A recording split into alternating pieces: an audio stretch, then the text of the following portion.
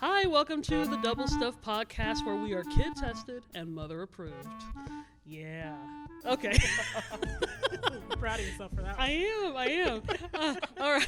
I'm Sarah. I'm Charity. I'm Al. And I'm Dan. All right. And speaking of the kid tested, mother approved, we are talking about fairy tales. Oh, I see where you're going with that. I know. Look at that weird segue. I tried There to you push go. that in. I got you. So, fairy tales, by dictionary definition, is a children's story about magical and imaginary beings. But it could also be described as a fabricated story used to deceive. Ooh, Or tales of horror made That's to true. make little children not sleep at night. Guillermo del Yeah. Toro. Well, actually, that's interesting you say that, because we're going to talk a little bit about it. Because fairy tales, what we consider fairy tales now, it was considered like folklore stories. Right. They were not originally meant for children. Yeah. And if you read a lot of They were meant to stay alive. It maybe because Okay. if you read some of the folk tales, they're dark. Oh, yeah. And they're so violent Yeah. and they're so sexual. They had to clean it up for children, and even then they didn't really do I was too gonna well. say, You mean we're- Walt Disney we're is reading lying? the cleaned up version? Yeah. No, it's true. Like, yeah, you'd be surprised with some of. We're going to cover some of the popular ones. Then we're going to do a couple of lesser known ones. But most of what we consider the well-known fairy tales were collected by the Brothers Grimm, or the Grimm brothers, but that just sounds even worse, you know.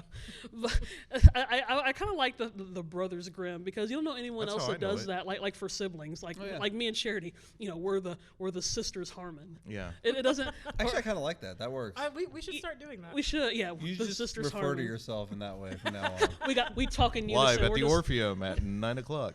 It's the sisters Harmon. Harmon. Welcome to the Double Stuff Podcast with Dan Allen and the Sisters Sisters Harmon. Yeah. You know, Season 2. We'll work yeah, on well, it. season 2. yeah. Put a pin in that. Once me and Charity become famous, and you guys are still doing your thing. That sounds like a fairy tale. Let me tell you something about the sisters Harmon. Yeah, but you make it sound foreboding. It should I be. Yeah, need because it's a fairy tale. Those are That's always right. true. That's Everybody what we're talking about. dies. Yeah, except the sisters Harmon, who turn into princesses and fly off into Kansas Oh, land. you guys become a constellation? We do. Look into the sky, child, and I will tell you the tale. of the sisters Harmon. Yeah, we'll go from the sisters You Harmon. see the hangry one next to the North Star. That is Charity, the weird one. The Harmon constellations. So anyway, the Brothers Grimm. We're off to a flying start. So the brothers. Sorry, astronomy. Yeah.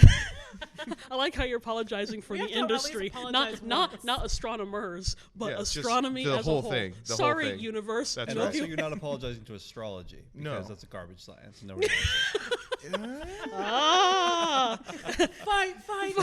But what am I going to tell my astrologer? oh, that's true. Yeah, I was gonna do something about see it in the stars, but that wasn't as good of a joke as I intended. So we'll just not say that Okay. joke, right? So the All right. Brothers Grimm. So they were alive in the 1700s. Jacob and Wilhelm Grimm. They were born in what's modern day Germany. And sadly, their lives kind of was like their last Grimm? names. Yeah, they were, sadly. They were the second and third children out of 9. Sadly, 3 of them died in infancy. Their dad died, left them completely destitute. And with Jacob and Wilhelm being the second and third oldest, they had to take care of the family. They were like the 2 father figures. And because they had to deal with all that stuff, like I said, they were poor. Even going to school, they struggled a lot. But that kept them really close together. They were so close. They went to school together. They lived together. They did everything as a unit. Even when Wilhelm got married, Jacob never married, but he lived with Wilhelm and his wife. Nah, Why that's do you- too much.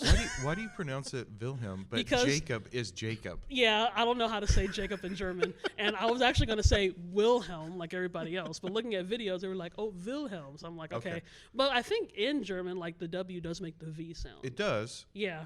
I'll just say Wilhelm because I'm straight up American and I have no accent and I don't know how to pronounce things correctly. So I'll just say Sorry, I Germany. just like how one name is an Wilhelm. accent. Yeah. I know, Wilhelm.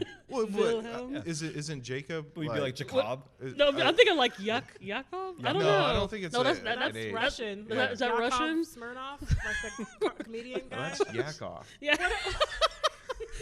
You could do. We know our cultures Let's and our keep this country family stuff. Okay. I'll just say Okay, from all right, here on yeah, out okay. we'll just be like the I'm Brothers sorry. Grimm. No, it's okay. I'm sorry, but, Sarah. Amongst all of their hardships and stuff, they really had a desire to learn.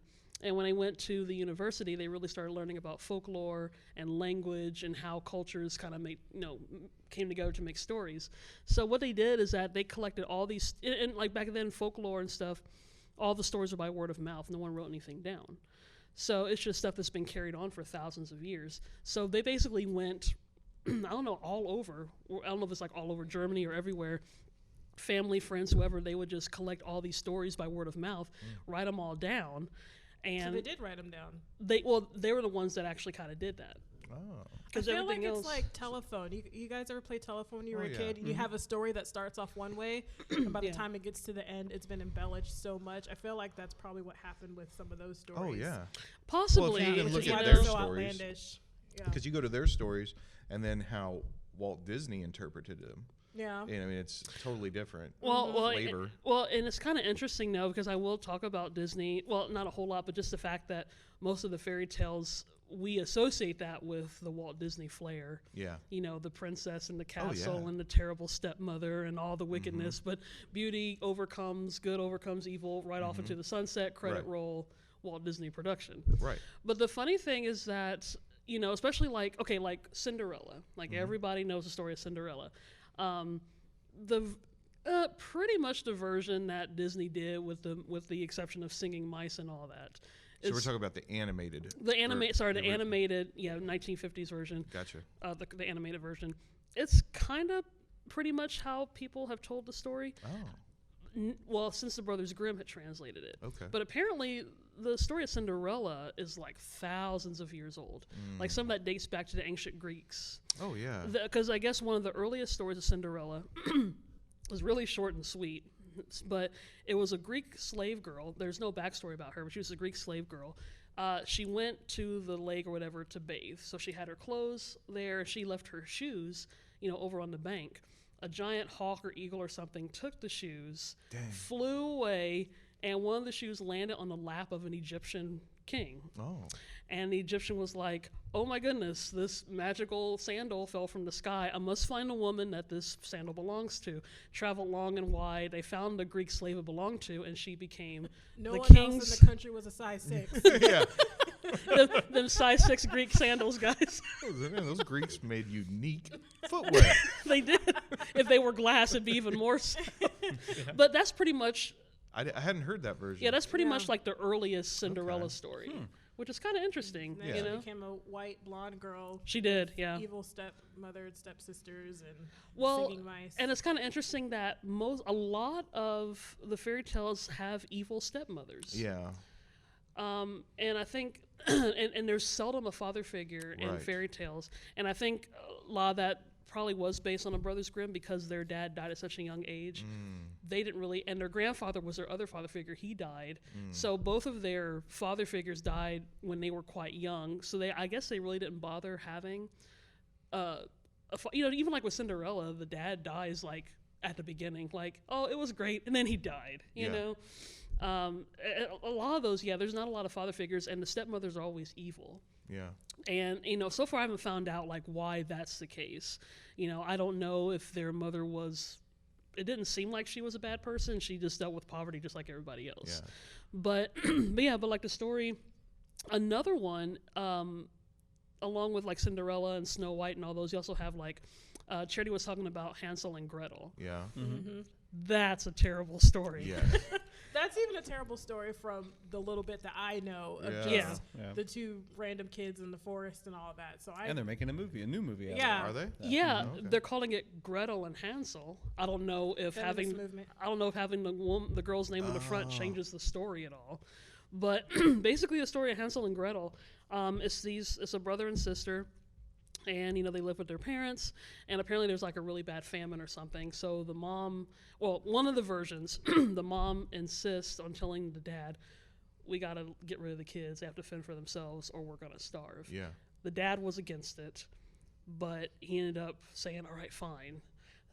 Hansel overhears this. And so knowing this is about to happen, he gathers like a bunch of like white rocks or pebbles and stuff. So as the parents saunter them into the forest to say, stuff, he leaves little rocks behind so that way they can head back home. Right. So he tells Gretel this, and then they all go with it. So then when the mom and dad take them out to go build a fire, and they realize they're not coming back, they're like, don't worry, we'll follow the rocks, head back home. But why would they want to go back home if their parents are trying to get rid of them? That doesn't make sense to me. If that's all you know, though. Because they don't have any place else. They don't have any place else. I guess, yeah. but if they go back home, their parents are They're going to make send a them right fort back out in the woods, Charity. Something. Well, and see, and then here's the other thing is that, so then they come back, and the mom obviously isn't happy. Why are my children coming back? Says the mother. Yeah. So they decide to do it again. They're going to take their kids. They're going to take them back out into the forest and leave them.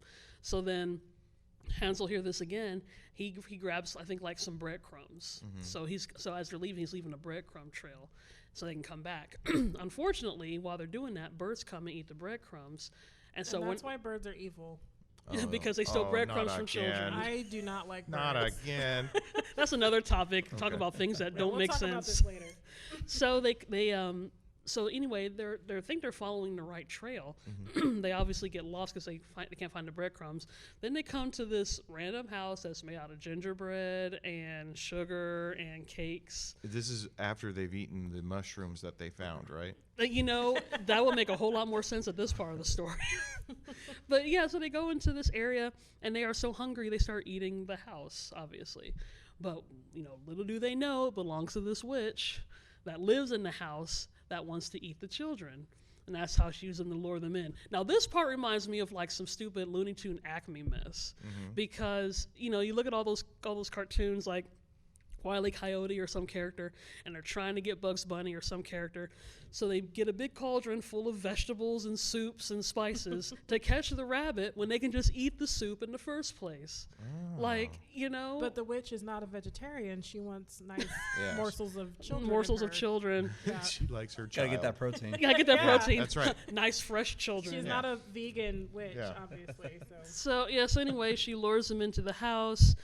She takes them hostage, makes them like her slaves and workers, clean up around the house, all while fattening them up so that way they can be ready for Thanksgiving or whatever. And so when the time comes to cook them, the witch gets the oven all nice and hot, and she tells Gretel, get inside the oven, because that's what you tell children, right? So they have Hansel like caged up. He's going to be next. Tell Gretel, get in the oven. So she pretends like she don't know what the witch talking about. She's like, what? I don't understand.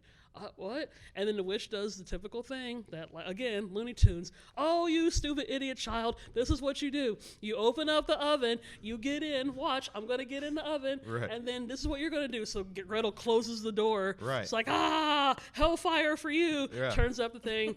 Woman turns into ash, like what you do in the oven. She lets... No, they should have eaten her. Well, she... Sorry, I'm a little too much into this story. Yeah. Tell me more. Tell me they more. got the cauldron I've had with enough the candy vegetables in house. it. Yeah. Get back to burning up witches.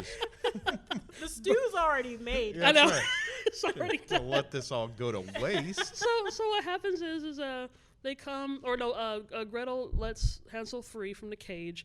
I guess down in the bottom area of this gingerbread type house is all the gold and treasure that money can buy. They're able to get all the gold and treasure, come back home to mom and dad, who mom surprisingly died, but dad is happy to see them. Because the mom was the witch. Here's the funny thing: a lot of people think It's a that conspiracy. a lot of people think that the mom or stepmom, depending on the story, and the witch were connected, because why would they be both dead at the same time? So it's like Dorian Gray, where the picture continues to get older and gross and the man stays young. Did I think too far into that? I think you did, but Okay, I mean, I can went kind of straight figure a Dorian train of. Gray. Okay, I can understand a train of thought though. That I can see that. Dorian no Gray idea was a what we're talking literary. Did you guys story. not read that in high school? Oh, yeah. Dorian Yeah, Gray? Okay, I knew it was. I missed that one. Really? Yeah, I have no Do you idea want what me you're to talking tell Yeah, about. go you? go or- He was ahead. in the League of Extraordinary Gentlemen. I like that movie. Obviously. Yeah. No, so this Which guy, one was he? Was he the werewolf? He was the dude. no, this guy gets this portrait painted of him, and he's so vain, and he's like, "Oh, it's so sad that the picture's gonna stay young forever, and I'm gonna become old and gross or whatever." So I'm majorly paraphrasing. Anyway, the picture. What is it? He does.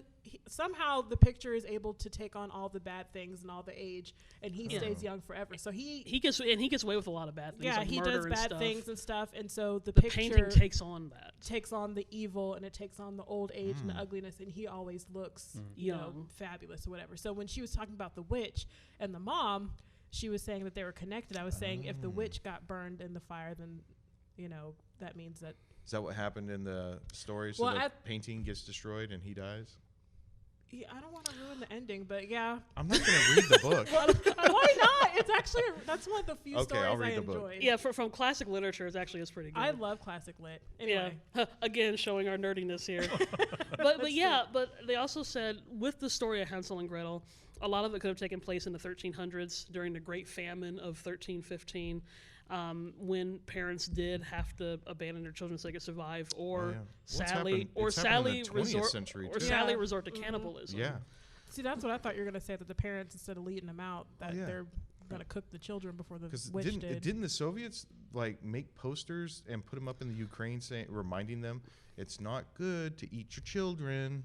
I hadn't heard about that. Yeah. I hadn't, but I can kind of see that just So you based on mentioned that. before that like a lot of these fairy tales were like moral like lessons and stuff like that. So what then would be the lesson for Hansel and Gretel? Well, see, back then, Keep your wits about you. Well, see, because Keep when I that was bread thinking, in your pocket. when you were talking about it, and when you got to the end of it, right? What I was thinking is like, okay, so the kids, they try to get rid of them, and then they can't. They try to get rid of them, and they can't.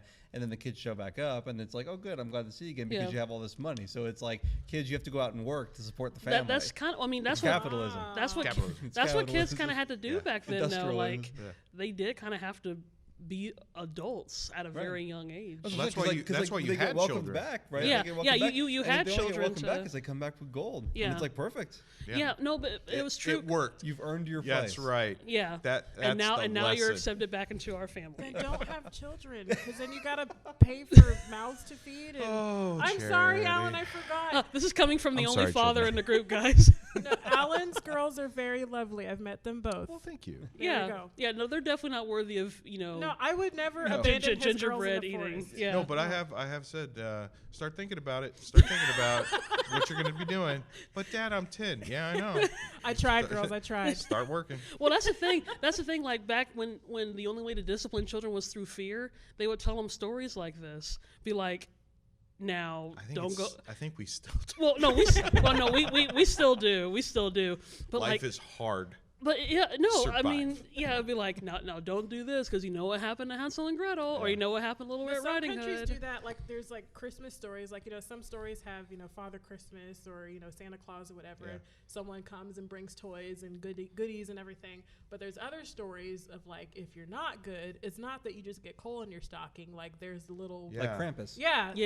There's like each country has Their different own. stories like that. Well, that brings it to like what I was going to when you had talked about stories and with my. Oh yes. So when I was expecting my oldest, my wife and I, we would often just do like an impromptu date, and we would just go to Barnes and Noble because that's a great place to just hang out and everything.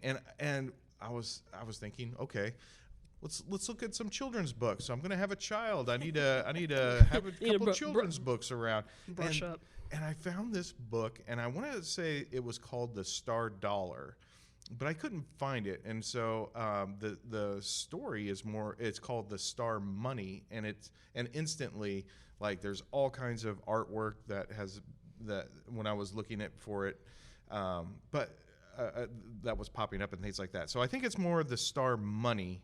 Mm-hmm. But I specifically remember at least the book that I have. I think it was called The Star Dollar.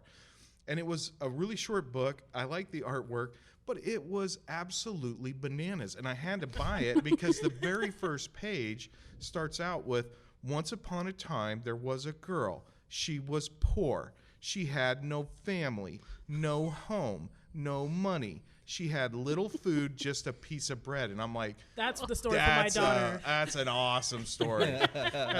My basically, future we got child will nowhere to love go. this. Yeah. Yeah. I like how that was your book. You passed by Dr. Seuss. You passed by Clifford the Big Red Dog. Absolutely, I You did. passed by everything to Because go I knew to the she was gonna get all that, but she wasn't gonna get. She was going to this. understand metaphors Yeah. and analogies. Well, and it's just a story of like a little girl who's like so altruistic and full of goodness, and she's going along. She sees somebody that's hungry, and she only has a piece of bread. And she's like, "Hey, have my bread." He's like, "Oh, thanks." And then she's going along, and she sees somebody else that's cold, and she's like, "Hey, have my coat." And then she's going along. She sees like another little kid about her size that's naked, and she's like, "Hey, have my clothes."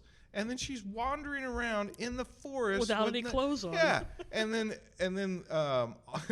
so right when you're like, "Oh man, this is like ridiculous," let's make it up a little bit more ridiculous. Okay, and then a star takes pity on her and They couldn't rains take pity down. on her at the beginning of the book That's my before she was point. starving and naked and friendly. That's Yeah. like the fairy godmother in Cinderella after going through all the hell she went through. You know what? Yeah. Where were you 17 years ago? Yeah, I think it's Exactly. time to grant your wish. Yeah, and so all of a sudden, the stardust turns into gold coins, which she collects, and then this is another one where at the end, guess what? You stick through all the horrors of life, all the tragedy, all the Just the hardship of life. exactly, and guess what? There's treasure at the end. No, we need to add some And that's the selfishness in this fairy story. tale. No. Here's the funny thing. When I first heard that story, I'm like, that's way too cut and dry. Not for Brothers Grimm stuff. Like, if we were to add on to the Star Money Oh, story, did you find a little bit more to it? You know, I really couldn't find what it stood. I know it stood for what we consider good karma. Yeah. That was about all I think found that's about it. it. But if we You know were, what they also say about karma. that's Oh, true. that's true. Anyway. That's true. But I was It's like, the witch from Hansel and Gretel. Yes, Is that what exactly. you're You Yeah. get thrown into the fire. And yeah. So a lot of people, like a lot of it is based on that whole karma thing. However, like based on the little bit that we've gleaned this episode about the darkness and terribleness of the Grimm fairy tales, if we were to add more to this Star Money, it would be like, okay, she gets all the gold coins and stuff. She runs to the hills to get her. I mean, this still is a naked girl running around with gold coins, Right. right? So the story can. Yeah, she's gonna get robbed. So she taped the gold coins to her body to cover her nakedness. That's right. So that's what it is. Yeah. So let's add to this story. So after she gets the gold coin, she's like, "Oh, this is wonderful. Oh, but I can't go here. I am indecent." So somehow the star's like, "Here's some heavenly adhesive." Oh, I think that's. Go- I stick think it this- does. Does it I- really? I think she also gets like Heavenly adhesive? like a gown or something. Well, or she something. she yeah. actually, I think The star- she does get a gown. Yeah. Okay, so she can at least walk Because the star around. realized she could get arrested for indecency. But I think the point is that Yeah. in olden times, and even now, life Yeah. is hard. It's super hard, and we all want there to be a purpose and there to be some sort of ease at the end, and otherwise we're just, what are we enduring this for? And Yeah. I think that's where a lot of the comfort of the fairy tales come from, which is Well, modern comfort. Because still reading the stuff now, I'm like, that's Yeah. the conclusion you came with. right.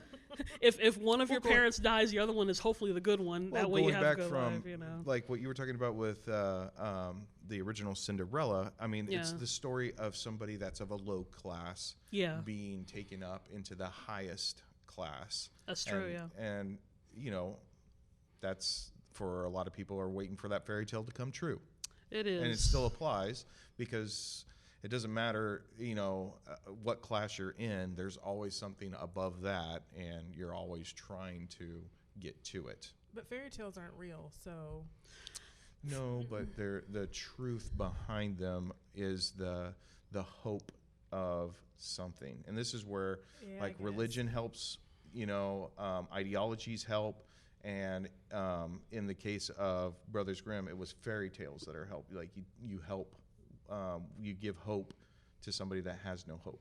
I kind of wonder if that was, you know, when they were writing it because of the stuff they went through. I'm You know, sure. I'm sure that helped them. Just the research of it and then just writing it, you know.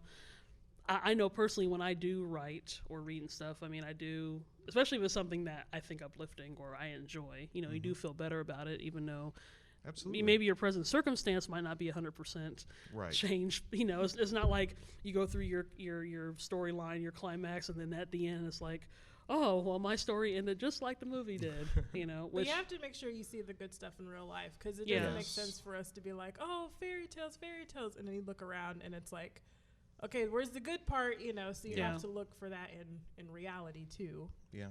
Do you No. have anything you want to add, Dan? No, I was just thinking about what you guys were talking about. And actually, I was thinking about fairy tales in general. And we've talked. I mean, everybody thinks Brothers Grimm, right? When you think of these things. yeah, and, yeah.